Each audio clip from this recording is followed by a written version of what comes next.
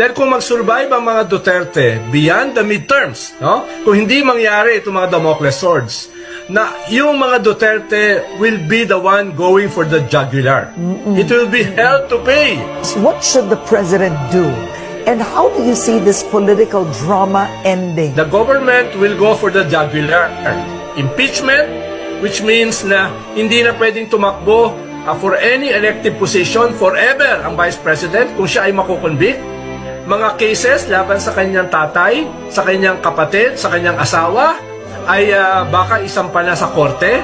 Medyo serious cases yun, non-bailable yun. At ikatlo, yung International Criminal Court na posibleng dumating sooner than later in the next few months. Is President Marcos Jr. the kind of leader to go for the jugular? And does President Marcos Jr. have it in him? Because you have close sources that say, and I'll use this word, he's very nice. That's what they say. Yes, pero tingin ko iniisip na niya ngayon yung survival mismo ng kanyang political project. Yung survival mismo nila as a family. Dahil kung mag-survive ang mga Duterte beyond the midterms, no? Kung hindi mangyari itong mga Damocles swords, na yung mga Duterte will be the one going for the jugular. It will be hell to pay, no? Knowing the Duterte, gagantihan sila niyan.